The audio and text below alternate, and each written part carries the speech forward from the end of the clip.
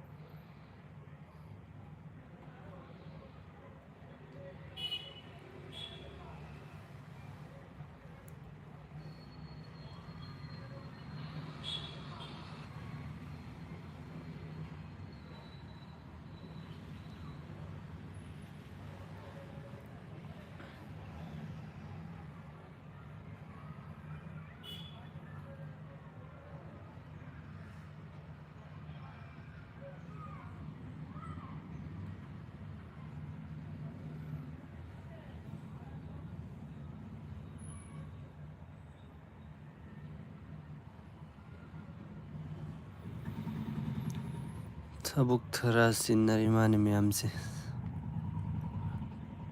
Kai thabuk.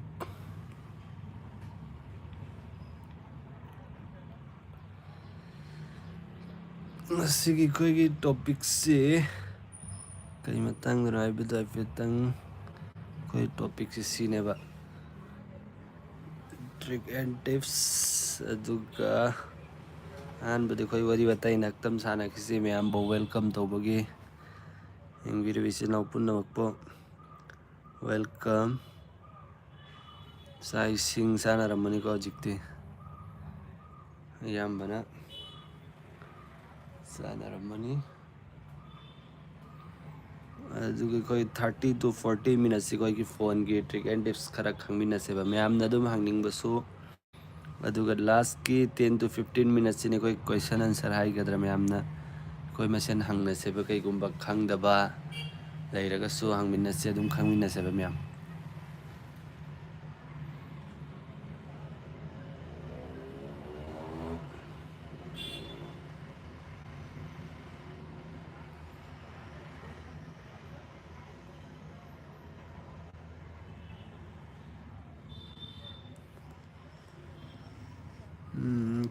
kari tei singsi yam lakte ne thabuk thara sinnari mane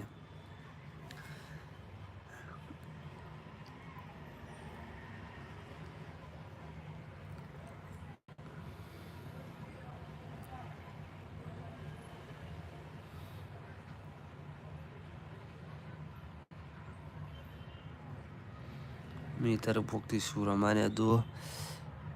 sinau ma'am sak chanarbo sare haibi yauri fusam imtiaz sek bahayam sare hairi tei ing bir bisinau sing chanarbo kai khangani abdu ngasigi koi ki android ki trick and tips khangmina se ba khara ma'am koi daily use ki kana kadaba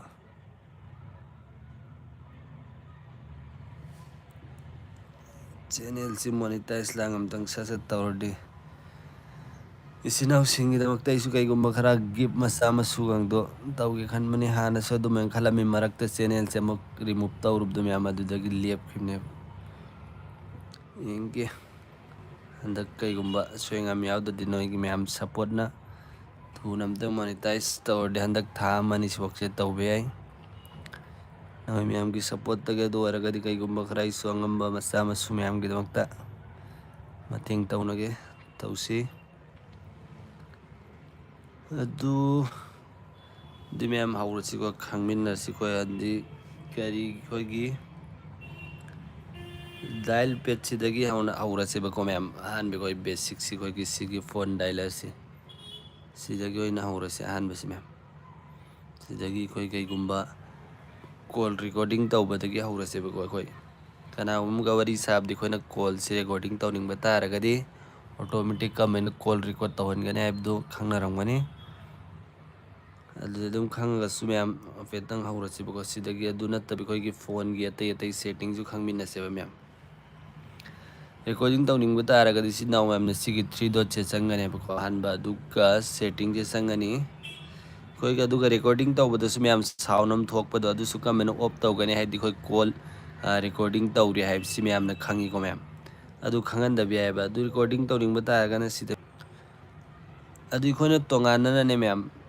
ꯃꯤꯁꯛꯇꯨ ꯈꯛꯀꯤ ꯀꯩꯒꯨꯝꯕ ꯑꯩꯈꯣꯏꯒ ꯌꯥꯝ ꯃꯔꯨꯑꯣꯏꯕ ꯃꯤꯁꯛ ꯑꯃ ꯑꯣꯏꯕ ꯇꯥꯔꯒꯗꯤ ꯑꯗꯨ ꯈꯛꯀꯤꯅꯦ ꯅꯝꯕꯔꯗꯨ ꯑꯩꯈꯣꯏꯅ ꯃꯥ ꯈꯛꯀꯤ ꯃꯥꯅ ꯇꯧꯔꯛꯄ ꯃꯇꯝꯗ ꯀꯩꯒꯨꯝꯕ ꯀꯣꯜ ꯔꯦꯀꯣꯔꯗꯤꯡ ꯇꯧꯅꯤꯡꯕ ꯇꯥꯔꯒꯗꯤ ꯀꯃꯦꯟ ꯇꯧꯒꯅꯤ ꯍꯥꯏꯕꯗꯨꯁꯨ ꯈꯪꯍꯟꯖꯒꯦ ꯑꯗꯨꯒꯤꯗꯃꯛꯇ ꯁꯤꯗ ꯑꯣꯇꯣꯃꯦꯇꯤꯛ ꯀꯣꯜ ꯔꯦꯀꯣꯔड ꯗꯤꯁ ꯅꯝꯕꯔ ꯍꯥꯏꯁꯤ ꯃꯌꯥꯝꯅ ꯁꯤꯗ ꯆꯪꯕꯤꯌꯣꯕ ꯁꯤꯗ ꯆꯪꯉ ꯅꯣꯏꯅ ꯔꯦꯀꯣꯔꯗ ꯇꯧꯅꯤꯡꯕ ꯃꯤꯁꯛꯇꯨꯒꯤꯁꯦ ꯈꯟꯕꯤꯌꯣꯕ ꯁꯤꯗ ꯆꯪꯉ ꯅꯣꯏꯅ ꯔꯦꯀꯣꯔꯗ ꯇꯧꯅꯤꯡꯕꯗꯨ ꯁꯝꯅ ꯑꯩ ꯁꯤ ꯏꯌꯥꯔꯇꯦꯜ ꯏꯁꯇꯣꯔ ꯍꯥꯏꯁꯤ ꯃꯥꯅ ꯇꯧꯔꯛꯄ ꯃꯇꯝꯗ ꯀꯩꯒꯨꯝꯕ ꯑꯩꯈꯣꯏꯅ ꯁꯤꯗ ꯀꯣꯜꯁꯤ ꯔꯦꯀꯣꯔꯗ ꯇꯧꯍꯟꯅꯤꯡꯕ ꯇꯥꯔꯦ ꯁꯤꯗ ꯀ꯭ꯂꯤꯛ ꯇꯧꯕꯤꯌꯣꯕ ꯑꯗꯨ ꯑꯣꯏꯔꯒꯗꯤ ꯁꯤꯒꯤ ꯃꯤꯁꯛꯁꯤꯅ ꯑꯩꯈꯣꯏꯗ ꯀꯣꯜ ꯇꯧꯔꯛꯄ ꯃꯇꯝꯗ ꯑꯣꯇꯣꯃꯦꯇꯤꯛ ꯃꯁꯥꯅ ꯀꯣꯜꯁꯤ ꯔꯦꯀꯣꯔꯗ ꯇꯧꯈ꯭ꯔꯅꯦꯕ ꯑꯗꯨ ꯁꯤ ꯔꯦꯀꯣꯔꯗ ꯇꯧꯕ ꯃꯇꯝꯗ ꯑꯩꯈꯣꯏꯗ ꯁꯥꯎꯟ ꯑꯃ ꯊꯣꯛꯄꯗꯣ ꯃꯌꯥꯝ ꯑꯗꯨ ꯊꯣꯛꯍꯟꯅꯤꯡꯗꯕ ꯇꯥꯔꯒꯗꯤ ꯃꯌꯥꯝꯅ ꯁꯤꯒꯤ ꯄ꯭ꯂꯦ ꯑꯣꯗꯤꯑꯣ ꯇꯣꯟ ꯍꯥꯏꯁꯤ ꯃꯌꯥꯝ ꯁꯤꯒꯤ ꯇꯣꯒꯜꯁꯤ ꯑꯣꯐ ꯂꯩꯔꯝꯒꯅꯦꯕ ꯏꯆꯤꯟ ꯏꯅꯥꯎ ꯃꯌꯥꯝꯅ ꯆꯪꯉꯒ ꯌꯦꯡꯕꯤꯌꯣꯕ ꯀꯣꯜ ꯔꯦꯀꯣꯔꯗꯤꯡꯒꯤꯁꯤꯗ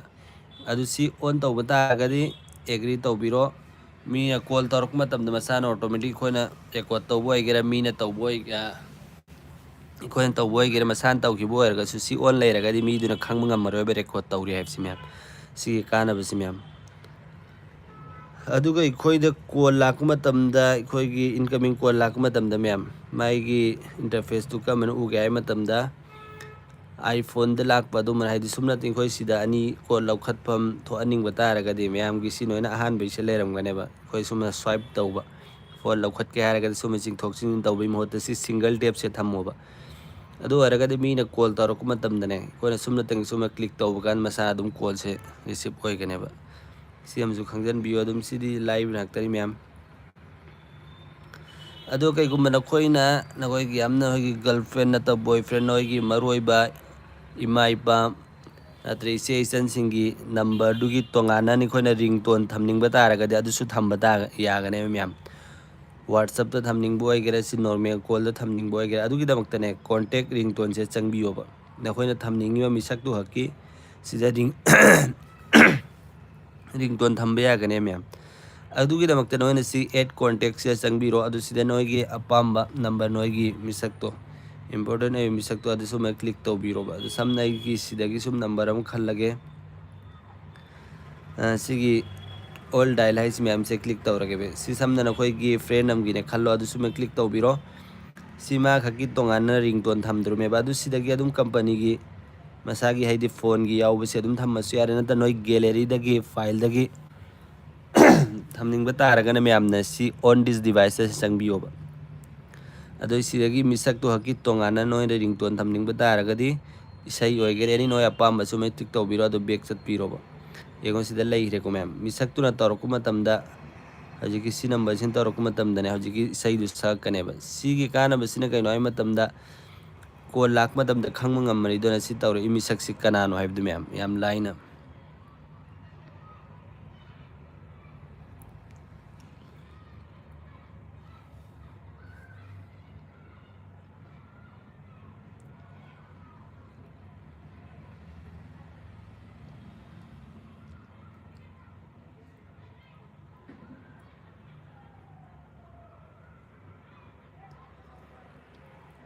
ꯑꯗꯨ ꯃꯌꯥꯝ ꯑꯃꯨꯛ ꯈꯪꯃꯤꯟꯅꯁꯤ ꯑꯩꯈꯣꯏꯒꯤ ꯐꯦꯁꯕꯨꯛ ꯑꯗꯒꯤ ꯏꯟꯁꯇꯥꯒ꯭ꯔꯥꯝ ꯁꯨꯝꯕꯁꯤ ꯑꯩꯈꯣꯏꯒꯤ ꯒꯨꯒꯜ ꯑꯦꯀꯥꯎꯟꯁꯦ ꯑꯇꯣꯞꯄ ꯐꯣꯟꯗ ꯂꯣꯒꯏꯟ ꯂꯩꯕ꯭ꯔꯥ ꯂꯩꯇꯕ꯭ꯔꯥ ꯍꯥꯏꯕꯗꯣ ꯑꯗꯨꯁꯨ ꯈꯪꯃꯤꯟꯅꯁꯦꯕ ꯉꯁꯤꯒꯤ ꯚꯤꯗꯤꯑꯣꯁꯤ ꯁꯨꯝꯅꯇꯪ ꯑꯩꯈꯣꯏꯒꯤ ꯏꯟꯐꯣꯔꯃꯦꯁꯟ ꯑꯃꯁꯨꯡ ꯅꯣꯂꯦꯖ एजुकेशन पर्पस खक्कीदमक्तने अꯩꯅ लाइव थाजसी मैम अतई कैसु गी नत्ते अखोई खंगमिन्नसे हाइदुना मैम अदु अखोई फेसबुक अकाउंट से कईगुंबा अतोप फोन लॉगिन लेब्रा येंगनाइदमक्ता कमनी येंगनी फेसबुक से चंगबियो बिसी नाउ मैमना आज मैं गोवा के ऐसे स्कैम के बारे में बता अदुगा सी प्रोफाइल से चंगबियो मैमना प्रोफाइल से चंग मतुंगदा मैम अखोइना काई चंगने हाइबदो हजिका फितंग आइखोके सेला मतुंगदा से चंगनेबा अदु चंगगा हल्लगी अखोइगी सी अपडेट लाखिबदे मैम सी सुमा लेरे अदु सीगी 3 डॉट से क्लिक तौबियो से क्लिक तौरो मतुंगदा मा इंटरफेस सुमना उगनी मैम अदुगा सी सेटिंग एंड प्राइवेसी से चंगबियो BC now मैमना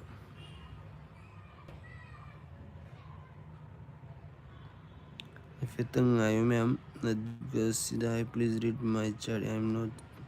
staying very long but I am doing a challenge and is to subscribe to every single Hello YouTube, and I have subscribed to you, so please always be nice and kind to others.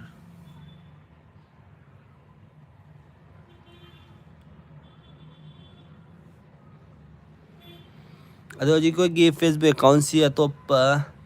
ꯍꯥꯏꯗꯤ ꯐꯣꯟꯗꯒ login ꯂꯩ ꯍꯥꯏꯕꯗꯨ ꯃꯌꯥꯝ ꯑꯗꯨ ꯈꯪꯃꯤꯟꯅꯁꯦꯕ ꯃꯤꯅꯒ use ꯇꯧꯔꯤꯕ꯭ꯔꯥ ꯍꯥꯏꯕꯗꯨ ꯈꯪꯅꯉꯥꯏꯗꯃꯛꯇ ꯏꯆꯤꯟ ꯏꯅꯥꯎ ꯄꯨꯝꯅꯃꯛꯅꯅꯦ ꯁꯤꯗ ꯁꯦꯇꯤꯡ ꯑꯦꯟ ꯄ꯭ꯔꯥꯏꯚꯦꯁꯤꯁꯦ ꯍꯜꯂ ꯆꯪꯕꯤꯔꯣꯕ ꯏꯆꯤꯟ ꯏꯅꯥꯎ ꯃꯌꯥꯝꯅꯁꯦ ꯍꯧꯖꯤꯛꯀꯤ ꯁꯦꯇꯤꯡ ꯑꯦꯟ ꯄ꯭ꯔꯥꯏꯚꯦꯁꯤꯁꯦ ꯆꯪꯉꯅꯤꯀꯣ ꯑꯗꯨꯒ ꯁꯤꯗ ꯍꯜꯂ ꯁꯦꯇꯤꯡꯁꯦ ꯆꯪꯕꯤꯔꯣꯕ ꯃꯌꯥꯝꯅ ꯁꯤꯗ ꯆꯪꯉꯅꯤ which phone is this one plus ने सिगी फोन से आएगी अना हजिक सी उहली मैम मखागी कौन सा फ़ोन है भाई ये वन प्लस है भाई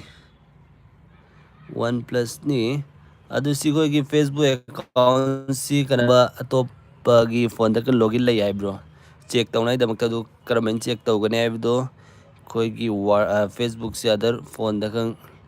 लॉगिन लेब्रा हाइबदो थर्ड पार्टी नग use तौब्रा हाइबदो येंगनाइदमक्ता मयामदने kai changani sida chango meyam sida changi yengasi sida leire ko ma interface sumana ufangani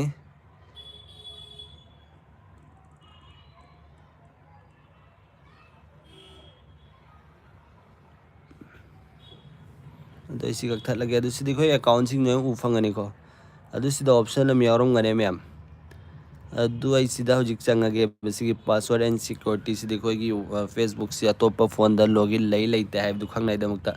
adu noi gi facebook to mine use tawba ngamdanai damakta third party na use tawba ngamdanai damakta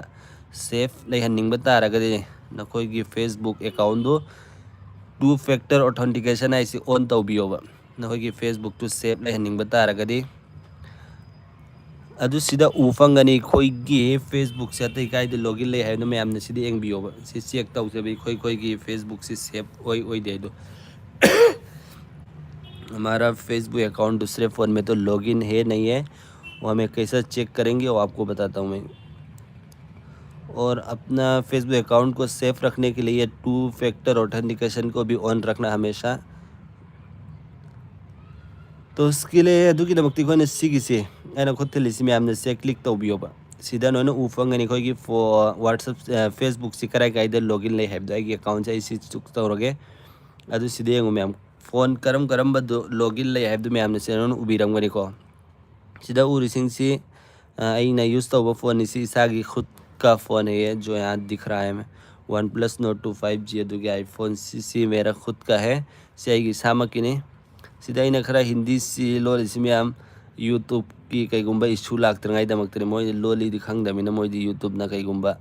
लाना ताइब्राना मोई अखोद कईगुब video सिदा हेंग strike अदो अदा लाकद्रा खंदना इन हाइबनी अदु सिदा check तौरा सिदा उफंगनी कोई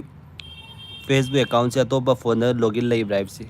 कईगुब अतोप फोन सिदा उब तारगदी मैम सुमे क्लिक तौबियोबा क्लिक तौरगा सिदा हेंग लॉग आउट तौफम अम यारमगनी नखोई फेसबुक अकाउंट सेफ होनाइदमक्ता सि लॉग आउट तौथोकपियोबा करम्बगिनो ब्रोना तौबिरिसि फेसबुक की फेसबुक कोई कौन सा फ़ोन है भाई विच फ़ोन इज ब्रो एफबी की पासवर्ड सिनबगी अमता हाइबिरो फेसबुक पासवर्ड सी कोई फ़ोन से अगर हजिक ताइसिने मैम अदुम ताक्सरके मैं फेसबुक पासवर्ड का मैं सिनगने हाइबदो फेसबुक का पासवर्ड कैसे चेंज करना वो आपको भी बताता हूँ मैं अभी इसमें फर्स्ट इसको जान लो कि हमारा फेसबुक अकाउंट दूसरे फ़ोन में तो लॉगिन है नहीं है या पहले देख लो आप अगर लॉगिन है तो यहाँ से लॉग आउट आप कर सकते हैं आराम से यहाँ तो आपका फ़ोन सी ना हो कि फ़ोन न तब तारगदी इसु में क्लिक तो भी होगा अदु सिदा लॉग तो थोक पी को बना कोई फेसबुक अकाउंट सेफ होनाइदमक्ता सेम लेरको अदु कईगुब फेसबुक की नोई पासवर्ड से चेंज तौनिंग तारगदी सि नाउ मैम कमेंट तौगनी नोई फेसबुक से चंगा थ्री डॉट से क्लिक तौबिरो अदु सुमेन सिंखतपीरोबा अदु सेटिंग से लाक्पीरो सेटिंग से ला मैम सिदा मुन्ने यंगबियो मैमना कोई फेसबुक की पासवर्ड से कमेंट चेंज तौगने है मतमदको अदु सी मोर इन अकाउंट सेंटर सिदा लाओ अदुगा सिदा पासवर्ड एंड सिक्योरिटी से चंगबिरो मैम सिदा चंग अदुम सिदा उरंगने चेंज पासवर्ड एंड सिदा उरेको मैम सिदा रोमेरियो ओइनाम फ्रेंड सिदा यंगबियो सिदा कोई पासवर्ड चेंज तौबगी मैम चेंज पासवर्ड एंड लेरेको मैम सिदा अदुना तौनिंगी सिदा इंस्टाग्राम लिंक तौबनी सिदा उगनी अदु सि फेसबुक इसागे अकाउंट से क्लिक तौबीरोबा अदु सिदे मैम करेंट पासवर्ड से कोई करीनो हजिक लेरिसी मैम से नंबीरो अदु से न्यू पासवर्ड से अदुगा रीटाइप न्यू पासवर्ड सिना बोई कोई हजिक लेरिदो सिदा नमगने मैम अतोप अनौब सिंद्रुमेबा अनौब न्यू पासवर्ड चेंज तौद्रुमेबा सिदा सेम अनी सिदा मथक सिदा नमखिबदो अनौबा सिदा सुजब माना नंबीरो मैम चेंज तौनिंग तारगा अदुगा सिगी चेंज पासवर्ड आइस मैम से नंबीरो अदुम कोई पासवर्ड से चेंज होइखरनी अदुगा इगुम नोइगा पासवर्ड से काउथोखिब तारगदी कमेंट तौगनी सिना बोई कोई खंग तारगदी कमेंट चेंज तौगनी हाइबदुने मैम को अदुगा इगुम्बा कोई पासवर्ड से भूल गया काउथोखरे अदु ओरगदी सिगी फॉरगेट मखागी योर पासवर्ड आइस मैम से क्लिक तौबियोबा से क्लिक तौरो मतुंग हल्लमा इंटरफेस मुक्सुमन उगनी सिदना होगी जीमेल अकाउंट नत्र फोन नंबर लिंक लेबदु मैम अदु सिदा उगनेबा अदु सि कंटिन्यू तौबियो अदुना मोइना सिदे get a code to login एना कोड अम थारकने बिखोगी जीमेल सिदे मैम अदुदगी अदुम संगगे मैम आई हौजी लाइव ओइनो वहल लाइव मैम न पामनगदे वहनगे पाम तारगदे अदु सीएम लेरको अखोगी फेसबुक से हौजी सेव ओइरे कनानसु यूज तौदे कर मी यंगनी अदु मैम दा ताक सखरे अदिखोगी व्हाट्सएप से तो था पार्टी ने खंग लिंक डिवाइस तौरगा यूज तौरा है दुसु एंगबियो बिसि नौ मैम ना हमारा जो व्हाट्सएप है अगर कोई दूसरा तो यूज़ कर रहा है या नहीं इसको कैसा देखना है आपको वो भी बताता हूँ मैं हमारा व्हाट्सएप सेफ है या नहीं कोई थर्ड पार्टी लिंक तो नहीं है उसको चेक करने के लिए अदु चेक तो नहीं दमकता सीधा व्हाट्सएप से ओपन तौबीरो 3 दो चेक क्लिक तौबीरो अदुगा सीधा लिंक डिवाइस से क्लिक तौबियोबा अदु से चेक तौबियोबा नोगी फेस व्हाट्सएप से अतोपन यूज़ तौब्रा दु खंगिंग बतादे सीधा नोइना उगनी मैम कईगुम्बा लिंक डिवाइस तो होरगदी सीधा उगनी मखा सीधा मैम ने खंबियो सी हजिक सेफ ने मैम कनानसु आएगी व्हाट्सएप से लिंक डिवाइस तौरगा यूज़ तौदे हमारा व्हाट्सएप यहाँ पर सेफ है हमारा व्हाट्सएप कोई यूज़ नहीं कर रहा मैं खुद ही यूज़ कर रहा हूँ मैम इस तरह चेक करो ये हो गया हमारा व्हाट्सएप का कनागुम्बन का यूज़ तौब्रा है येंगनाइदमक्ता मैम अदुम लेरको अदुगा हजिक खोगी अतई इंस्टाग्राम को भी हमें देख सकते कोई अकाउंट से सेफ ओइब्रो अदुगी दमक्ते इंस्टाग्राम से ओपन तौबियो बिसि नाउ मैम ओपन तौर मतुंग दा सिगी सेटिंग जे कोई प्रोफाइल कौन से क्लिक तौबिरो मैम ना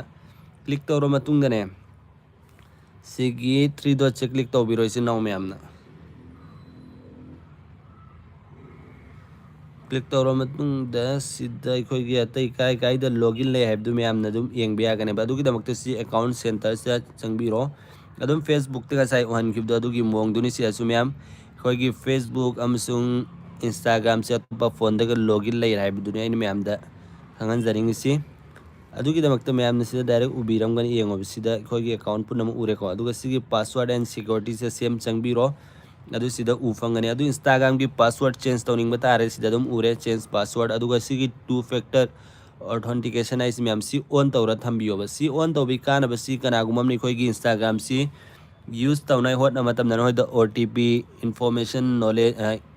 इन्फॉर्मेशन लाकने नखोइद अदुगी नोटिफिकेशन सु लाकनी कनागुमम नोइ एक्सेस तौनाय होटना रियाना मैम अदुने सी ऑन तौर थम्बियोब नखोगी इंस्टा दु सेफ लेनगाय दमक्ता फेसबुक इंस्टा पुनमक्तु मैम सीधे वेरिफिकेशन सेल्फी है खोई सी याम कानगनी मैम के नमक्ते सी ऑन तौबियोब नखोगी इंस्टाग्राम दु सेफ ओने द सी अनौबा अपडेट नि मैम सी नोइना याम फंगनरमनी हौजिकति सिगी वेरिफिकेशन सेल्फी है सी ऑन तौबियोब नखोगी इंस्टाग्राम दु कनानसु यूज तौब ngamdrangai दमक्ता सो मैं क्लिक तौबियो अदु सी नेक्स्ट पियोब अदुगा नोइ सिदा नेक्स्ट लगा खोगी कैमरा से ओपन तौरानी अदुगा सेल्फी तौबियोब खोगी इंस्टाग्राम से आईडी लॉक की मोंगनी सी सेफ ओइनगाय दमक्ता मैम इंस्टाग्राम से कनानसु यूज तौब ngamdrangai इन मैम दाइ जैसे अदु खोगी इंस्टाग्राम से अतोप फोन द लॉगिन लेब्रा हाइबदी येंगनाय दमक्ता मैम ने काई संगन है मतमदा सिदेंगो सिगे आइना खुद थेलिसि मैम ने से संगबियोब से संग येंगबियोब न खोगी इंस्टाग्राम अकाउंट से करम मनो आई दिसिनेबा अदु से अतोप फोन द लॉगिन ले हाइबे सिदे येंगो ओनो उफंगनी Realme C67 5G द लॉगिन लेरमी सिदा 2619 मे द को 2025 अदु से हौजिक आइसी लॉग आउट तो थोखरगे बा हौजिक यूज तौद्रे अदु का मैं लॉग आउट तौगनी सी अतोपगी फोन ने खल्ले से बेसी देखोय द लिंक लेरमी सी मैम अदु से क्लिक तौबिरो अदुगा सिगी लॉग आउट तो थोकपी को बस सिगी लॉग आउट सिदा से हौजिक आई यूज तौद्रे अदुननी सुमने नखोई फोन दु सेव नखोई इंस्टा दु सेव ओहनबियो मैम कईगुंबा कना अतोपना यूज तौरम तारगदी कमी यंगने हल्लगा चंगी सिदा अदुगा सिदा चंगबिरो से चंगा मतुंगदा सिदा यंगु मैम सिदा उरानी अदु इंस्टा से चंगबिरो हजिक्ति से आइगे फोन नि सिदा दु मै लॉगिन लै सी आई इंस्टा से यूज तौदे अदु सी फोन सिदा दु ओरगा सै सी लौथोखरगे बसी सो अतोपगी फोन ने हजिकी खल्लसे से क्लिक तौबिरो अदु सिगी लॉग आउट तो थोकबी खोबा नखोईगी इंस्टाग्राम दु अतोपगी फोन दकंग हाइदि लिंक लेरम तारगदी कनाना यूज तौरम तारगदी सेम लेरको मैम अदुगा इगुम नोईगी इंस्टाग्राम सिदा नोईगी नमिंग न थासी मैम सिदा कोईगी स्टाइलिश नमिंग इनिंग तारगदी अदु खंगनिंगगदी अदुसु ताक्सगी मैम सिदा कोईगी स्टाइलिश नमिंग इबसी मैम सुंबसे कईगुम इनिंग तारग कमिन इगने ऐप दई मैम द खंगनजगे पामलगदी अदुम हाइबिरो मैम सेम लेरको कोईगी फेसबुक सी अतोप दखंग लिंक लेब्रा लेतब्रा हाइबदु येंखरे इंस्टा गिसु येंखरे मैम को अतईसिना कई येंगनी व्हाट्सएप गिसु मैम दा हाइखरे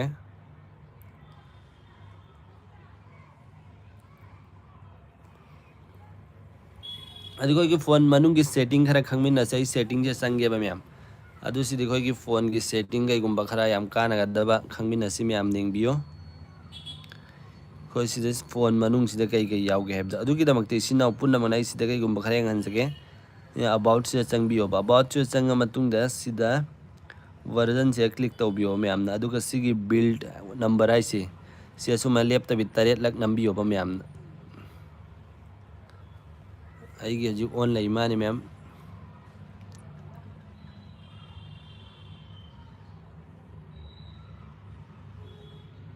अदोसे आइगे ऑन लैबा मैम गे से चंग मतमदने डेवलपर ऑप्शन ऑन तौरकने बा इसिदे येंगे सर्च तौरगा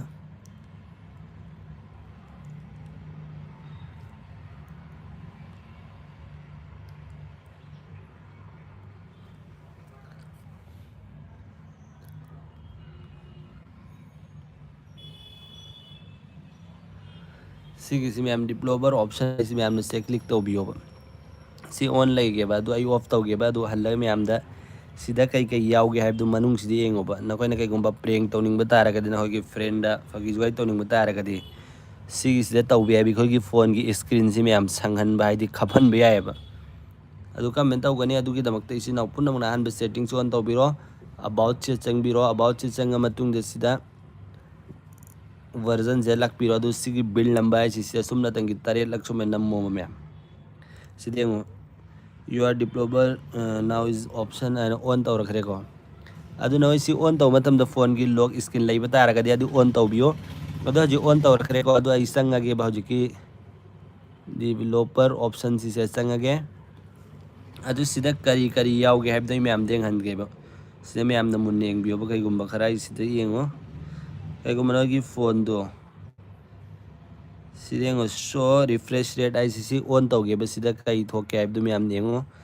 सिदी खोगी फोन की स्पीड से हजिक क्या दनो चली साइब दे 60% दने भी खोगी रिफ्रेश रेट से ले से हजिक खोगी फोन की मैम स्पीड से सिदा उगनी अदु सिदा कईगुंबा खरा म उहनगे मैम येंगो इफेक्टिंग आईबीओ सिदे नकोइना सुकनागुम की फोन दो सुमना प्रेंक तौबी है मैम सिदा लेरे मैम सिगी ड्राइंग है माने मैम सिगी से सिगी टॉगल से ऑन तौगे बस सिदे कोई की फोन से कमेंट तौगे है दो जी येंगो मैम से कईगुम नोई की फोन दो सुम खप तारगा सिदा सेटिंग जे सी ऑन तौरंबगी सु ओरम बे है बदुन चेक तौबियो बिसि नाउ मैम कईगुम नोई की सेटिंग दे सुमना अममक फोन दो खप तारगा मैम सी सेटिंग की इशूनी फोन डिस्प्ले यादब खोतबगी नते मैम खंगजनबियोबा सी मैम की दमकते amna कानगनी कनागुम नोगी फोन जी सुमना तौरा पिरे एदु ओरगदी से संगसु चेक तौबियोबा मैम सी याम कानगदबा सेटिंग नि मैम कईगुम खोगी फोन जी सुमना खबेबा सी तनतन मैम सी देंगोस सुमना कम ओइखरा देंगो सी अनि सी ऑन तौरा कईगुम नोई द पिरक पतारगा नोगी फोन की फिबम सी येंगो मैम स्क्रीन जी सुमना लैखरने मैम से लैरको मैम सी ऑफ तौबियोबा अदु सी देंगो सी ऑन तौ मतम दिखोई की फोन की येंगो मोंग से मथक मा ऑन रे को मैम सी ऑन तौ बकान हजि की फोर्स आरटीएल है सी लेआउट डायरेक्शन सी सुमेन तौ कान ने को हमका हल्लस तुमना लाखरनी सी येंगो सी प्रेंग लांग तौ नाई दमक सुम कान बियाई सिगी शॉर्ट टैप से क्लिक तौ मतमदने खोय सुमना फोन से नम्म मतमदने नोइना मागी मफम दु उगने मैम एंगो सिदेंग सियानी से ऑन तौबद से तौ सेंग सुमना कलर लांग थोई को मैम si preng tौबगी हायदि नोगी नमानबा नमानबीदा यागनी मैम si प्रेंगी एगो मनोगी फोन दुसु मन इशू लाई बता रहा कदी से चेक तौबियो अदुगा सिगी सेटिंग सि जो ऑन लाइरंबगी सु ओइरंबी याय बसी ऑफ लांग तौबियो बदो अरगदी नोगी फोन दो फगनी नोइना मुसी याद्रबो खनगने बि Yadav नति ma'am नोगी phone दुसुम setting नोइनी याउरिबनी phone खुदी मक्ता दो यंगबियो ब मैम अदु सि ऑफ तौरगदी फखरानी मैम अदु खोई की फोन से कईगुम्बी खोइना हैंग ओइबा स्पीड ओइदब तारगदी हैंग की सोल्यूशन से कई नोय मतम से विंडो एनिमेशन है इस मैम नसी 0.5x दोइन थम्बियो अदु अरगदी मागी स्पीड से थूगनी थूद्र मैम से सुनोइना 1x त लेरंगनी सी 1 दनो 0.5 त थम्बियो अदु अरगदी मागी स्पीड टू कैम थुई है दु मैम येंगो सुम संगबदा सेंगो थूद्र मैम सिदा या टॉप एप सु संगी येंगो से खुथुदो सिदा थूबनी मैम नोनी येंगो सो मन कई गमन तो हनिंग बता आगे हजिकी दो से विंडो एनिमेशन स्केल है इस मैम सी से क्लिक तौरगा सी ऑफ तौगे सी आई ऑफ तौनिंग बता आरगा सु तौबी भी आगे नखोगी फोन की स्पीड टू थूना दमकते हैंग ओइ बता आरगा मैम ज्ञान तादरगा सु मैम नदुम हाइबिरो आई हल्लगा ताके कमेंट अदुम सिगी सिदा अदुम सिदा को सी मैम की संग मतम सी 1x त लेरंगनी नत्र 5x अदु यारें को सिगी 5.5x से थम्बियो बनोगी स्पीड टू फोन की स्पीड टू थूना दमकते मैम ना सी थम्बियो सी हम लेरको मैम अदु नोगी फोन से सिगी मैक सिगी गुम खोना पिअनिंग बतारगदी मैम ना दुसु पिअन बियागने बा मागी फोन की साइज से अदुगी दमकते से क्लिक तौबिरो सिदा खोइना ने 360 सी काउबिगनु मैम ना हानबगी दो अदु सिदा कई गुम्बा आई थमगे बको 120 ना अदु सिदा येंगसेबा सी चाउखरे मैम को 120 दा पी अनिंग बतारगना नंबर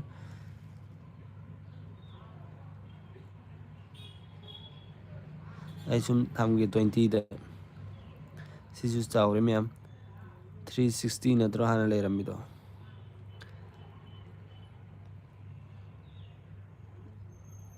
आई 500 थम येंगे मैम सिदेंगो 500 थम्बदा कैम पिक्रे द मैम नसिकोगी फोन की याम पिकना उखरे को मैम मयक मतंग सि सुमना कईगुम्बा नोय तौनिंग बतारगे द हजिकी दो आई दो कराई लेखरे सि साउनो आई दमकता 360 से संगगे अदुगा हानगी मोंग दम थम्मगी मैम 360 द तो अरगदी खोगी फोन से सुमन चाउनो उरने ब मयक से सिसिंग जी खंगजन बियो बिसि नाउ मैम से हम काना गरी मैम फोन की सिगी सेटिंग जिंग सिग दियो जिकी दु मैम न खंगा मनी को सिदा संग मतम द जिकी कोगी स्क्रीन दो असंग असंग बंगालक पै खोना डिस्प्ले यादरे कं खनबदो अदु यादबै नते ब कनागुमम न सि ऑन तौरगा सुमना पिरक पैसु ओरमगने मैम न चेक तौबियो ब खंगदोक पियो ब मैम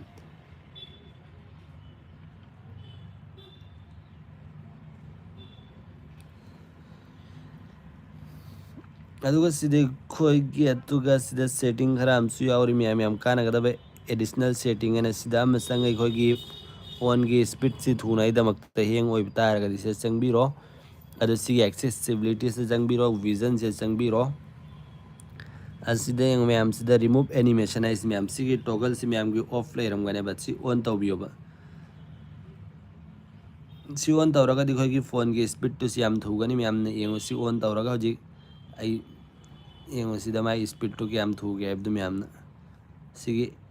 एनिमेशन से ऑन तौबियो बा हजि की रिमूव एनिमेशन से टॉगल से ऑन तौबियो ना होगी फोन की स्पीड टू थोनिंग बतारगदी सी हम लेरको मैम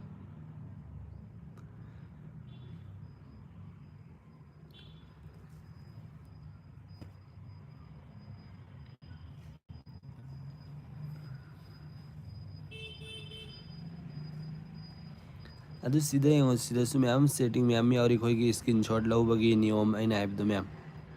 सिदा यावजिक सु मन तौगे बा सु मन स्क्रीनशॉट लौबे यादरे को मैम से सु मैं खोई खुद औना सिंगबदे स्क्रीनशॉट लौबे यादरे अदु सि लौबे यादब तारगदी सि ऑन तौबियो बा लौबे यारने हजि यंग लौबे यारे को मैम ꯑꯗꯨ ꯑꯩꯈꯣꯏꯅ ꯁꯨꯝꯅ ꯏꯁꯀ꯭ꯔꯤꯟꯁꯣꯠ ꯂꯧꯕ ꯃꯇꯝꯗ ꯃꯌꯥꯝ ꯑꯩꯈꯣꯏꯅ ꯂꯧꯅꯤꯡꯉꯤꯕ ꯃꯐꯝꯗꯨ ꯁꯨꯝꯅꯇꯪꯒꯤ ꯁꯤꯗꯩꯅ ꯁꯤꯐꯥꯎꯁꯤ ꯂꯧꯅꯤꯡꯉꯦꯕ ꯃꯌꯥꯝ ꯑꯗꯨꯒꯤꯗꯃꯛꯇ ꯁꯨꯝꯕꯅ ꯈꯨꯠ ꯑꯍꯨꯝꯁꯤ ꯅꯝꯕꯤꯌꯣꯕ ꯑꯗꯣ ꯍꯧꯖꯤꯛ ꯅꯝꯕꯗ ꯆꯠꯇꯦꯀꯣ ꯑꯗꯨ ꯆꯠꯇꯕ ꯇꯥꯔꯒꯗꯤ ꯁꯤꯒꯤ ꯇꯣꯒꯜꯁꯤ ꯑꯣꯟ ꯇꯧꯕꯤꯌꯣꯕ ꯑꯗꯨ ꯁꯨꯝꯕꯅ ꯂꯧꯅꯤꯡꯉꯤꯕ ꯃꯐꯝꯗꯨ ꯁꯨꯃꯥꯏꯅ ꯏꯁꯀ꯭ꯔꯤꯟꯁꯤ ꯅꯈꯨꯠꯁꯤ ꯊꯝꯕꯤꯔꯣ ꯑꯗꯨ ꯁꯨꯃꯥꯏꯅ ꯆꯤꯡꯉꯣꯕ ꯑꯗꯨ ꯑꯣꯏꯔꯗꯤ ꯑꯩꯈꯣꯏꯅ ꯂꯧꯅꯤꯡꯕ ꯃꯐꯝꯗꯨ ꯈꯛꯀꯤ ꯁꯨꯃꯥꯏꯅ ꯑꯗꯨꯝ ꯏꯁꯀ꯭ꯔꯤꯟꯁꯣꯠꯁꯤ ꯂꯧꯕ ꯌꯥꯒꯅꯤ ꯃꯌꯥꯝꯅ ꯌꯦꯡꯉꯨ ꯁꯤꯗ ꯎꯔꯦꯀꯣ ꯁꯤ ꯈꯛꯇ ꯂꯧꯅꯤꯡꯕ ꯑꯣꯏ ꯇꯥꯔꯒꯅ ꯁꯨꯃꯥꯏꯅ ꯑꯗꯣ ꯁꯤ ꯇꯤꯛ ꯇꯧꯕꯤꯌꯣꯕ ꯁꯤ ꯑꯃꯁꯨ ꯂꯩꯔꯦ ꯑꯗꯨ ꯁꯤ ꯆꯪꯉ ꯃꯇꯨꯡꯗꯁꯨ ꯃꯌꯥꯝ ꯁꯦꯠꯇꯤꯡ ꯃꯌꯥꯝ ꯌꯥꯎꯔꯤ ꯃꯌꯥꯝ ꯌꯦꯡꯕꯤꯌꯨ ꯁꯤꯗ ꯑꯩꯈꯣꯏꯒꯤ ꯗꯕꯜ ꯇꯦꯞ ꯇꯧꯕ ꯀꯥꯟꯗ ꯏꯁꯀ꯭ꯔꯤꯟꯒꯤ ꯃꯩꯁꯤ ꯏꯁꯀ꯭ꯔꯤꯟꯁꯦ ꯍꯥꯏꯗꯤ ꯃꯝꯍꯟꯕ ꯉꯥꯜꯍꯟꯕꯗꯨꯁꯨ ꯂꯩꯔꯦ ꯑꯗꯨ ꯁꯤꯗ ꯌꯥꯝ ꯀꯥꯟꯅꯗꯕ ꯈꯔ ꯑꯃꯁꯨ ꯑꯩ ꯎꯍꯟꯖꯩ ꯑꯩꯈꯣꯏꯒꯤ ꯐꯣꯟꯁꯤꯗꯅꯦ ꯑꯩ ꯁꯤꯗ ꯑꯣꯐ ꯇꯧꯔꯒ ꯃꯌꯥꯝ ꯁꯤꯗ ꯑꯣ ꯅꯝꯒꯦ ꯁꯨꯝꯕꯅ ꯏꯒꯦꯕ ꯑꯗꯨꯗ ꯑꯩꯒꯤ ꯐꯣꯟꯒꯤ ꯀꯦꯃꯦꯔꯥꯁꯤ ꯑꯣꯄꯟ ꯇꯧꯔꯛꯀꯅꯤ ꯃꯌꯥꯝ ꯌꯦꯡꯉꯣ ꯍꯧꯖꯤꯛ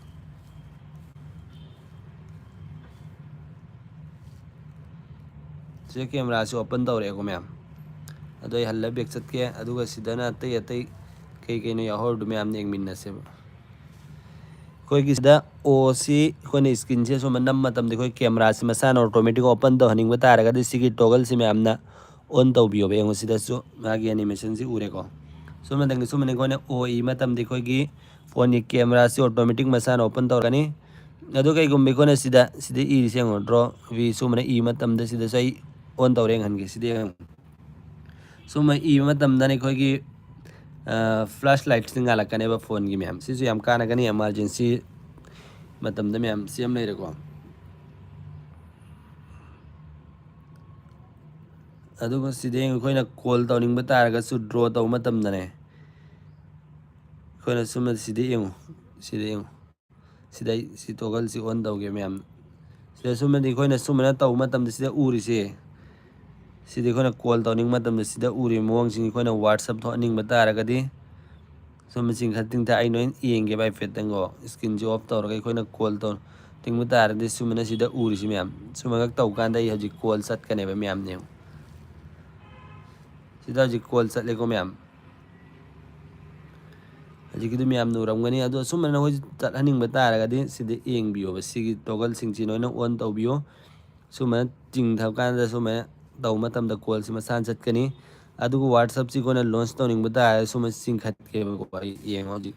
ꯁꯨꯃꯥꯏꯅ ꯆꯤꯡꯈꯠꯄ ꯃꯇꯝꯗ ꯋꯥꯠꯁꯑꯞꯁꯤ ꯑꯣꯄꯟ ꯇꯧꯔꯛꯑꯦꯀꯣ ꯃꯌꯥꯝ ꯁꯤꯗ ꯎꯕꯤꯔꯝꯅꯤ ꯏꯆꯤꯟ ꯏꯅꯥꯎ ꯃꯌꯥꯝꯅꯁꯨ ꯁꯤ ꯀꯩꯒꯨꯝꯕ ꯅꯣꯏꯁꯨ ꯅꯣꯏ ꯌꯨꯁ ꯇꯧꯕꯤꯌꯣꯕ ꯅꯣꯏ ꯀꯩꯒꯨꯝꯕ ꯅꯣꯏꯒꯤ ꯐꯣꯟꯗꯣ ꯌꯨꯁ ꯇꯧꯕ ꯇꯥꯔꯒꯗꯤ ꯑꯦꯟꯗ꯭ꯔꯣꯏꯗꯠꯇ ꯁꯤꯒꯤ ꯐꯤꯆꯔꯁꯤꯡꯁꯤ ꯂꯣꯏ ꯌꯥꯎꯔꯤꯕꯅꯤ ꯑꯗꯨ ꯌꯨꯁ ꯇꯧꯕꯤꯌꯣ ꯃꯌꯥꯝ ꯑꯗꯨꯒ ꯁꯤꯈꯣꯏ ꯐꯦꯁꯕꯨꯛꯁꯤ ꯑꯩꯈꯣꯏꯅ ꯁꯨꯝꯕꯅ ꯏꯁꯀ꯭ꯔꯤꯟꯁꯤꯗꯅꯦ ꯆꯤꯡꯊꯀꯥꯟꯗ ꯌꯦꯡꯉꯣ ꯐꯦꯁꯕꯨꯛꯁꯦ ꯑꯣꯄꯟ ꯇꯧꯔꯛꯀꯅꯤ ꯃꯌꯥꯝ ꯁꯤ ꯇꯧꯔꯛꯑꯦꯀꯣ ꯃꯌꯥꯝ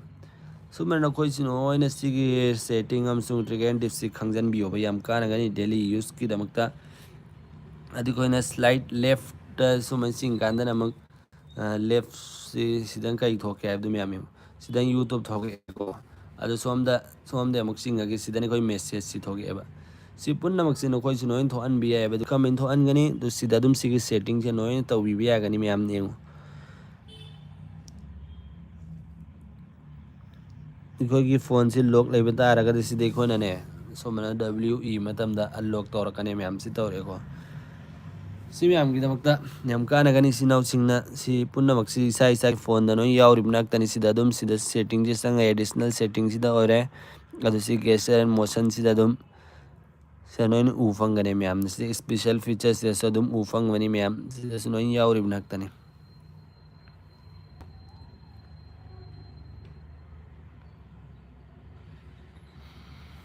ꯑꯗꯨꯒ ꯀꯩꯒꯨꯝꯕ ꯑꯩꯈꯣꯏ ꯍꯧꯖꯤꯛ ꯑꯃꯨꯛ ꯑꯦ ꯑꯥꯏꯗꯒꯤ ꯑꯩꯈꯣꯏꯒꯤ ꯐꯣꯇꯣꯁ ꯚꯤꯗꯤꯑꯣ ꯁꯦꯝꯕꯗꯣ ꯑꯃꯨꯛ ꯈꯪꯃꯤꯟꯅꯁꯦꯕ ꯈꯔ ꯀꯩꯒꯨꯝꯕ ꯑꯩꯈꯣꯏꯅ ꯐꯣꯇꯣꯗꯒꯤ ꯚꯤꯗꯤꯑꯣ ꯁꯦꯝꯅꯤꯡꯕ ꯇꯥꯔꯒꯗꯤ ꯀꯃꯥꯏꯅ ꯁꯦꯝꯒꯅꯤ ꯍꯥꯏꯕꯗꯨ ꯂꯥꯏꯐꯁꯤꯗ ꯑꯩ ꯃꯌꯥꯝꯗ ꯈꯪꯍꯟꯖꯒꯦ ꯀꯃꯥꯏꯅ ꯁꯦꯝꯒꯅꯤ ꯍꯥꯏꯕꯗꯣ ꯍꯥꯏꯐꯦꯠꯇꯪ ꯑꯩ ꯚꯤꯗꯤꯑꯣ ꯑꯃ ꯐꯣꯇꯣ ꯑꯃ ꯁꯦꯝꯒꯦꯕꯀꯣ ꯃꯌꯥꯝ ꯑꯩꯈꯣꯏ ꯀꯩ ꯐꯣꯇꯣ ꯁꯦꯝꯁꯤꯅꯣ ꯍꯥꯏꯕ ꯃꯇꯝꯗ ꯍꯥꯏꯐꯦꯠꯇꯪ ꯑꯩꯁꯤ ꯆꯥꯠ ꯖꯤꯄꯤꯇꯤꯁꯦ ꯆꯪꯉꯒꯦꯀꯣ ꯁꯤꯗ ꯆꯪꯉ ꯑꯩꯈꯣꯏ ꯚꯤꯗꯤꯑꯣ ꯃꯇꯦꯛ ꯑꯃ ꯍꯥꯏꯗꯤ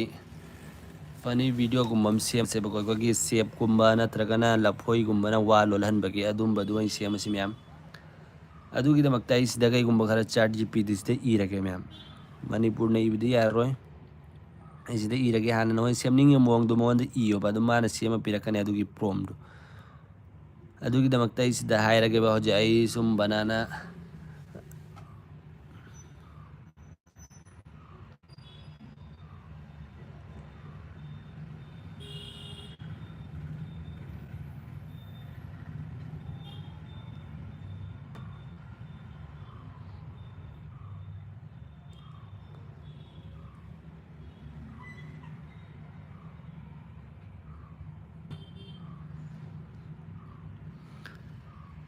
ꯑꯩꯁꯨꯝꯅꯗꯪꯁꯤꯗ ꯑꯩꯅ ꯍꯥꯏꯁꯦ ꯑꯩ ꯕꯅꯥꯅꯥ ꯏꯃꯦꯖ ꯍꯥꯏꯗꯤ ꯑꯩꯈꯣꯏꯒꯤ ꯂꯐꯣꯏꯒꯤ ꯄ꯭ꯔꯣꯝ ꯄꯥꯝꯃꯤ AI talking image prompt professional realistic ꯃꯥꯅ ꯁꯨꯃꯥꯏꯅ ꯊꯥꯔꯛꯑꯅꯦꯕ ꯃꯌꯥꯝ ꯁꯦꯝꯃ ꯁꯨꯝꯅꯇꯪꯒꯤ ꯑꯩꯅ ꯍꯥꯏꯁꯤ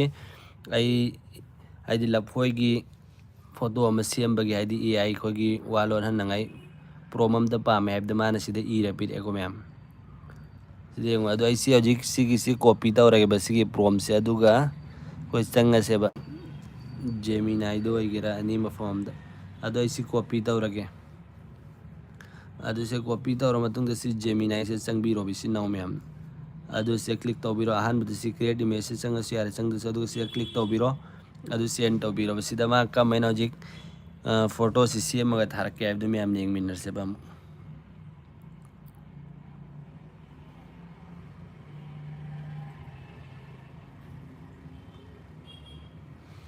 ꯁꯤꯗ ꯀꯩꯅꯣ ꯃꯥꯅ ꯁꯦꯝꯃ ꯊꯥꯔꯛꯏꯁꯤꯅ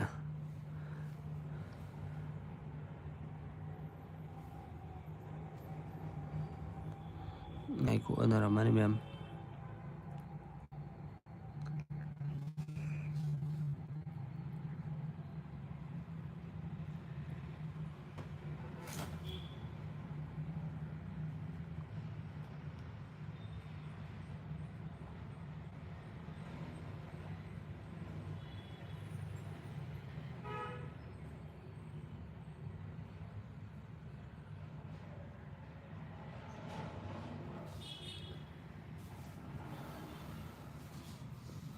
ꯍꯧꯖꯤꯛ ꯆꯨꯝꯃꯅꯤ ꯃꯌꯥꯝ ꯃꯥꯅ ꯊꯤꯔꯛꯏꯁꯤꯗꯁꯨ ꯎꯔꯦꯀꯣ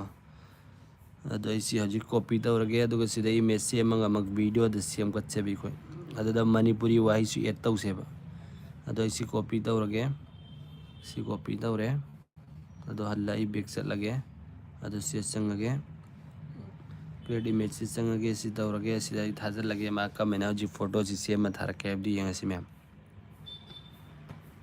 ꯌꯥꯏꯅꯤꯅ ꯁꯦꯔꯥꯟ ꯇꯨꯔꯥꯟꯒ ꯁꯦꯝꯃ ꯊꯥꯖꯤꯜꯂꯛꯏ ꯃꯌꯥꯝ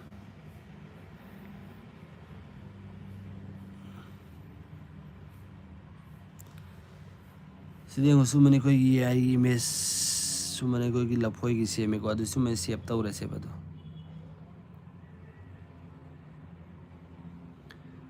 ꯑꯗꯨ ꯁꯤ ꯑꯃꯨꯛ ꯚꯤꯗꯤꯑꯣꯗ ꯑꯩꯈꯣꯏ ꯀꯟꯚꯔꯠ ꯇꯧꯔꯁꯦꯕ ꯁꯤ ꯚꯤꯗꯤꯑꯣ ꯀꯃꯥꯏꯅ ꯁꯦꯝꯒꯅꯤ ꯑꯗꯣ ꯑꯩ ꯁꯤꯗ ꯍꯜꯂꯒ ꯆꯥꯠ GPTꯁꯤꯗ ꯆꯪꯉꯒꯦ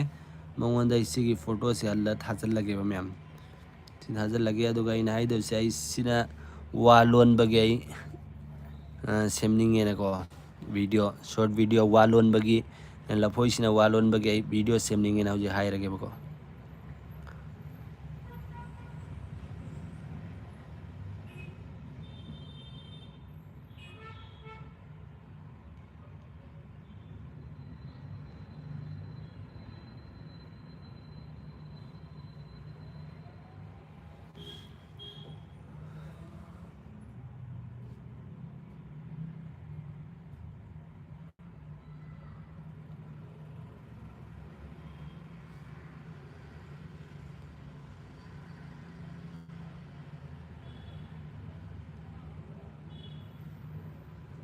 ꯑꯩꯅ ꯍꯥꯏꯁꯤ ꯃꯌꯥꯝ ꯁꯤꯒꯤ ꯑꯩꯒꯤ ꯇꯣꯀꯤꯡ ꯍꯥꯏꯗꯤ AI ꯋꯥ ꯂꯣꯟꯕꯒꯤ ꯚꯤꯗꯤꯑꯣ ꯁꯦꯝꯅꯤꯡꯉꯤ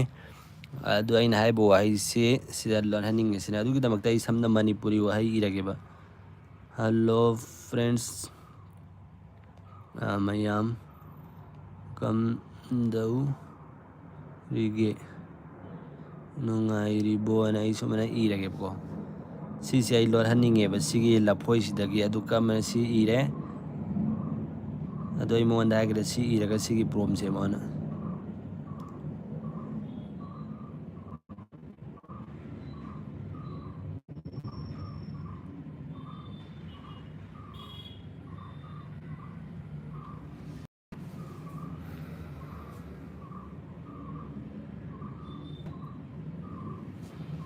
ꯍꯧꯖꯤꯛ ꯋꯥ ꯂꯣꯟꯕꯒꯤ AIꯒꯤ ꯁꯤꯗ ꯌꯦꯡꯉꯣ ꯄ꯭ꯔꯣꯝ ꯄꯤꯔꯛꯑꯦꯀꯣ ꯃꯌꯥꯝ ꯃꯥꯅ ꯁꯤ ꯁꯦꯝꯃꯒ ꯃꯌꯥꯝꯅ ꯍꯪꯅꯤꯡꯕ ꯈꯪꯅꯤꯡꯕ ꯑꯇꯩ ꯂꯩꯔꯒꯁꯨ ꯈꯪꯃꯤꯟꯅꯁꯤ ꯉꯁꯤꯒꯤ ꯁꯤꯗ ꯁ꯭ꯋꯥꯏꯗ ꯁꯤ ꯇꯦꯟꯁꯤꯜꯂꯁꯦꯕ ꯁꯤ ꯁꯦꯝꯕ ꯂꯣꯏꯔꯒ ꯍꯧꯖꯤꯛ ꯁꯤꯒꯤꯁꯦ ꯑꯩ ꯀꯣꯄꯤ ꯇꯧꯔꯒꯦ ꯑꯩꯈꯣꯏꯒꯤ ꯂꯐꯣꯏꯅ ꯋꯥ ꯂꯣꯟꯕꯒꯤ ꯚꯤꯗꯤꯑꯣ ꯁꯦꯝꯅꯤꯡꯕ ꯇꯥꯔꯦ ꯁꯤ ꯀꯣꯄꯤ ꯇꯧꯔꯦꯀꯣ ꯃꯌꯥꯝ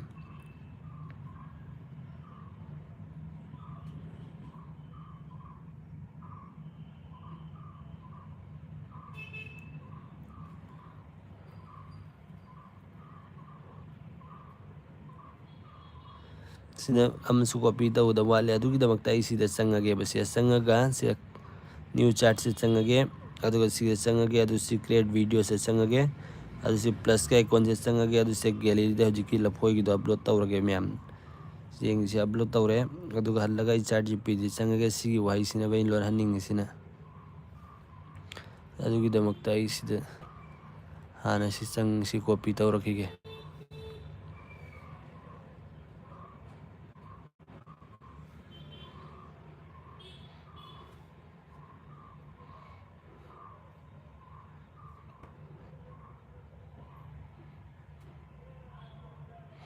अदु सिदा आई थाजल लगे मैम ने येंगसे बौजिक मान सेम थारा ई थारकते है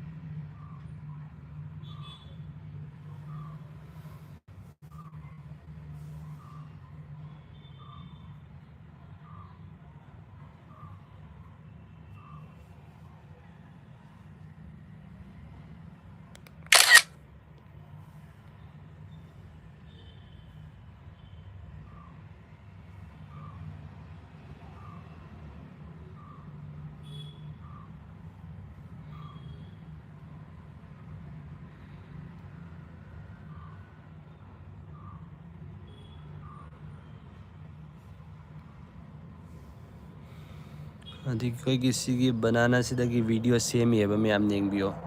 अजी सेम लोइद्री लोयरे मैम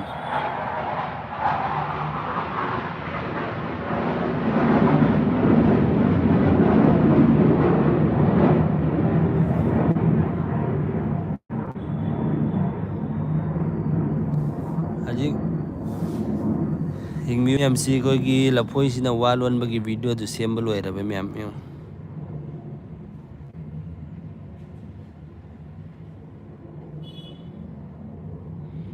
साउंड दी तादरे मैम याना सेम्बगे सिगी वीडियो सु लाइक खरबने अदुदे येंगो सेमनिंग बतारगदे मैम अदुसी मैम गसी कोई एंड्रॉइड फोन की सेटिंग खरा मसुंग ट्रिक एंड टिप्स खरा मैम द सेट तव जखरे सी मैम की दमक त्यामना काना गना होजी की सेटिंग की दो मैम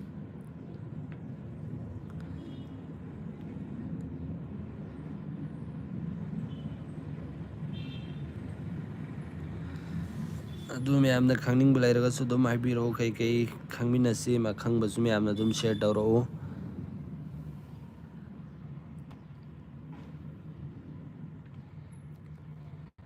कोई की गूगल अकाउंट से मैम करम मना हांगने एप्स नोइन से खंगनरमगनी मैम हजि कान सिदे अदुबुदि कोई की गूगल अकाउंट से कमेंट सेम गने एप अदुबुदि नोइन खंगम मने को मैम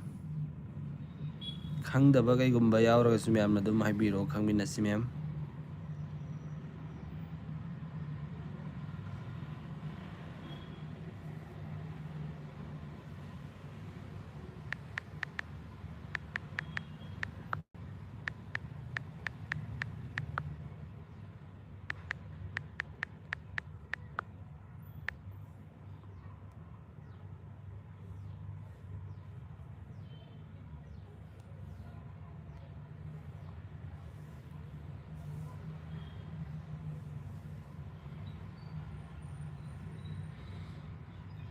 कोई वीडियो एडिटिंग तौनिंग तारगदी कमेंट तौगने है हाइफेट अदुम खंगनजरमगे मैम दि कोई की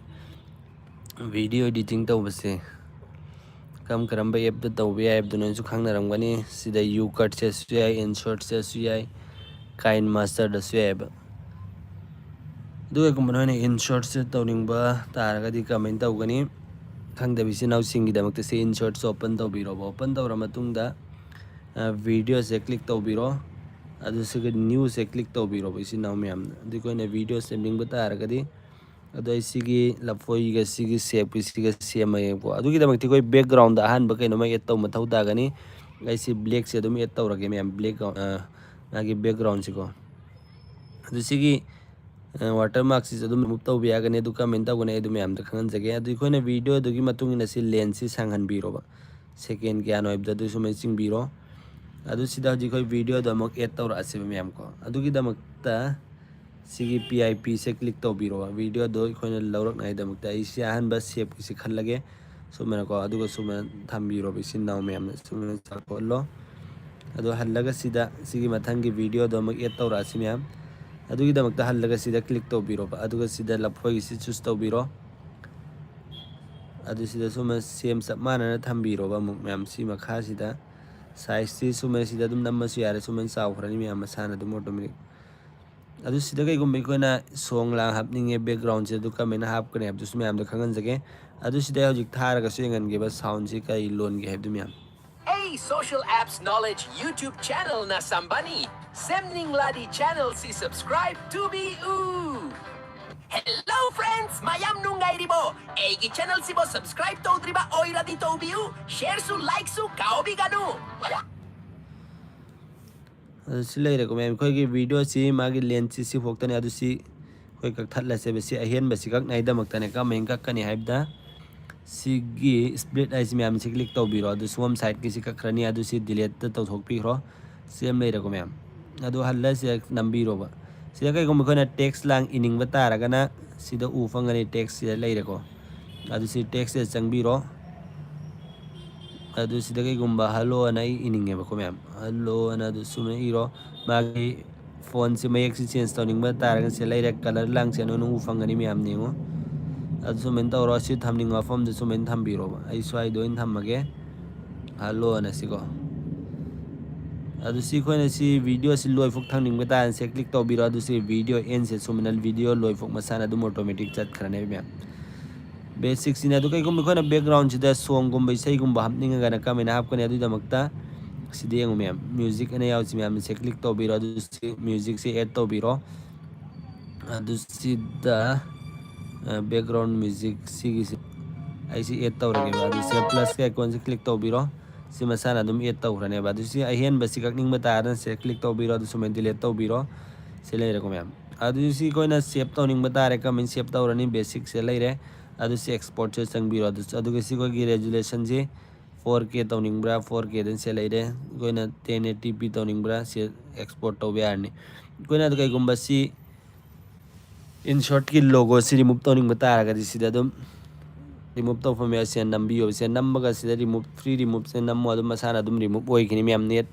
हांग द वीडियो इन तौबियो अदुम नेट हांगा दी कोई एड्स लांग वीडियो लाकपनी नतद सुम रिमूव तौबिरो बाय हजिकी तौरगे सुम सेव तौरगे सुम नतंग एक्सपोर्ट से सेव तौरनी मैम हजिक हल्ला संगे बयं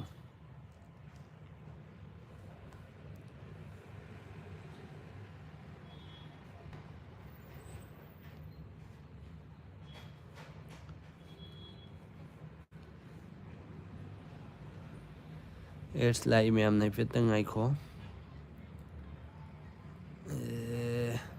अदु सिदा जी सेव तो बुलो एक रेको मैम से सेव लाई रे अदु जी गेले दस उ फंगने हजि की दो मैम सिदा युवन के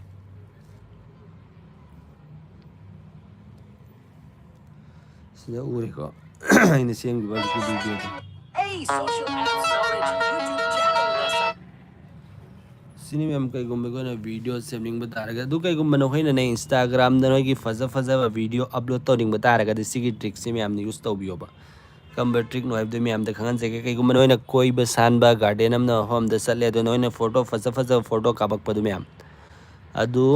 फोटो दी कोई ना फजा वीडियो दाई दी मिनी ब्लॉग की मुंग द सिम्बियो बा कम सिंग ने हम तम द दु की दमक इंस्टाग्राम से ओपन तौबियो बेसी नाउ मैम अदुगा सिगी सस तौफम से सस तौबियो बा सिदा कई सस तौगनी नोई इंस्टाग्राम की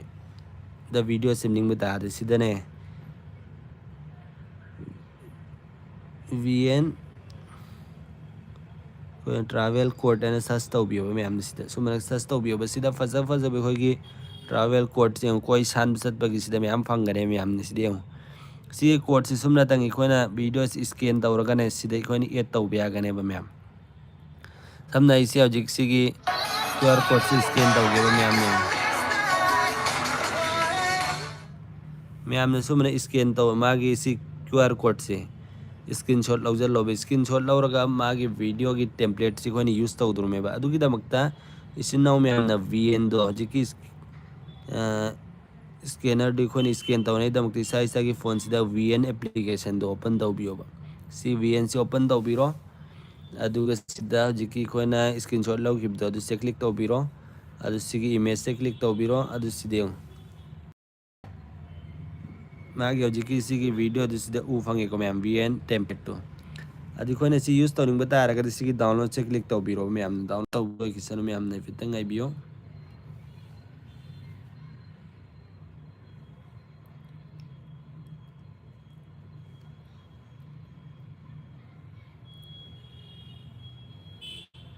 अदो हजिक डाउनलोड तौब लोरे मैम अदु सिदई खोई की गेले सिदई खोइना फज फजबा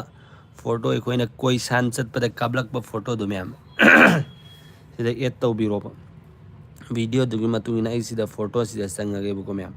तुदा सिदा आई फजबा फोटो खरा एड तौरगे समना सिदगी हौरगे आई सिदगी फोटो खरा एड तौगे मैम नेंगोबा अदुगा हजिक आई वीडियो दु सेम गे मैम ने फेतंग अदु फोंगाई बियो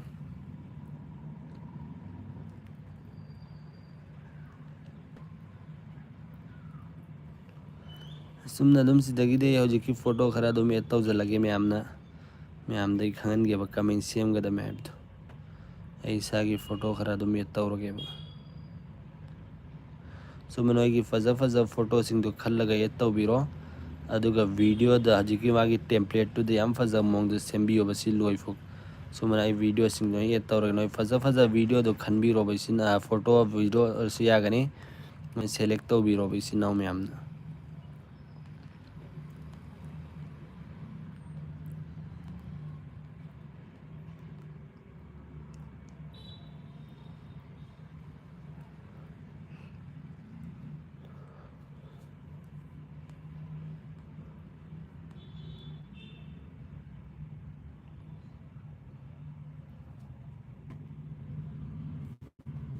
से लोइरेको मैम नोइना फोटो से सेलेक्ट तौब लोइरे अदु सि नेक्स्ट चतपियोबा अदु सि देखो कैम फजना सेमा कैब दि यंगबियोबा मैमना सिदा हजिक सेमा अनिको मैम से प्ले तौरे हनगी